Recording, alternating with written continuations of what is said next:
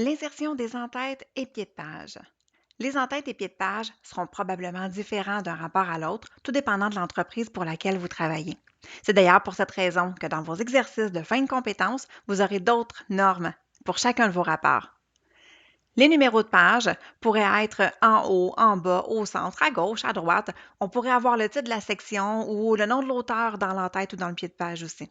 Ce qui est important, c'est que la page de présentation, donc ce que vous voyez à l'écran en ce moment, donc la première page de mon rapport, ne doit pas contenir ni d'entête ni de pied de page.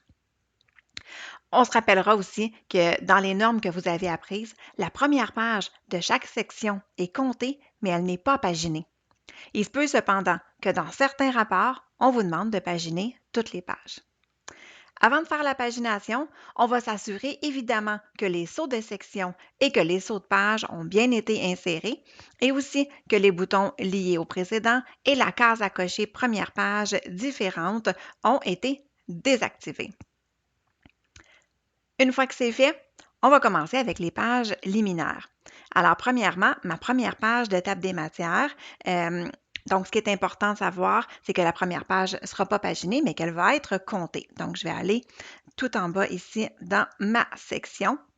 Et ce qui est important de savoir aussi, c'est que les pages liminaires sont paginées en chiffres romains. Donc, on va avoir I pour 1, II pour 2, III pour 3, etc. Donc, ce qu'on doit faire, c'est qu'on doit modifier ces critères-là dans les formats de numéro de page sur la première page de la section. Alors, ce que je vais faire, c'est que dans mon onglet contextuel en-tête et pied de page, dans le groupe en-tête et pied de page, je vais cliquer sur la flèche de numéro de page et je vais aller cliquer sur le format des numéros de page. Dans le format de numérotation, je m'assure que c'est bien le format I, II et III qui est sélectionné, tout simplement. Et ma numérotation, je coche la petite pastille à partir de I et j'appuie sur le bouton OK. Je fais rien d'autre, tout simplement parce que à cette page-là, mais je n'insérerai pas de numéro de page. Je m'en vais à ma deuxième page d'introduction qui est ici. Et en fait, je l'ai déjà fait, mais je vais aller à numéro de page, bas de page, et je vais inscrire, par exemple, si je vais avoir ma numérotation de page à droite, je vais inscrire ma numérotation tout simplement de cette façon-là. Si on passe ensuite au corps du texte, donc à partir de l'introduction jusqu'à la fin, donc jusqu'aux pages annexes, on va commencer par aller modifier l'introduction pour aller modifier le format de numéro de page. Donc, on va s'assurer dans notre première page d'introduction, encore une fois dans notre onglet contextuel en tête et pied de page, que notre format des numéros de page est bien en chiffres arabes, donc 1, 2, 3. On va s'assurer aussi de sélectionner, en fait, à partir de 1. Donc, on veut que ça soit commencé à partir de 1 pour les pages d'introduction. Donc, on appuie sur le bouton OK, tout simplement. Ensuite, je n'ai pas de deuxième page d'introduction, donc ma seule page d'introduction pour ce document-là ne sera pas paginée. Je vais faire la même chose ensuite pour mon autre section, donc ma section de méthodologie pour ce qui est de ce rapport-là. Donc, ma première section, je m'assure encore une fois que mon format de numéro de page, c'est le bon. Donc, 1, 2, 3. Et je m'assure aussi que j'ai de la pastille de cocher dans la numérotation des pages à la suite de la section précédente pour que le calcul des pages se fasse de la bonne façon. Donc, ici, c'est fait de la bonne façon. Ensuite, mais là, je tombe à une deuxième section. Alors, je vais m'assurer dans mon autre section, encore une fois, que mon format de numéro de page est le bon, toujours à la suite de la section précédente. Et ensuite, mais là, ma deuxième section a 2 pages. Donc, je vais paginer ma deuxième page qui est ici. Je m'assure que mon bouton lié au précédent a été coché.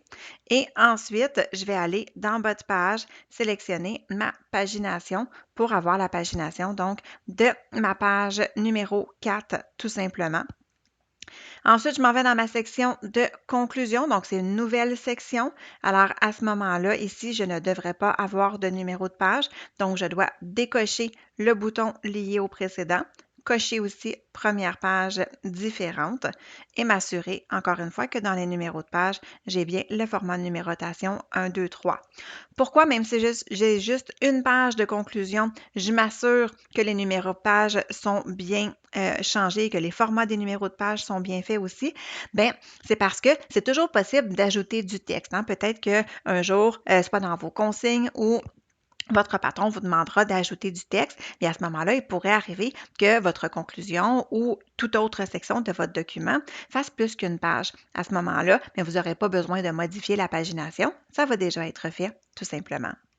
La bibliographie, ce sera la même chose. Donc, à ce moment-là, je décoche mon bouton lié au précédent. Je vais cocher première page différente, étant donné que c'est la première page de ma section.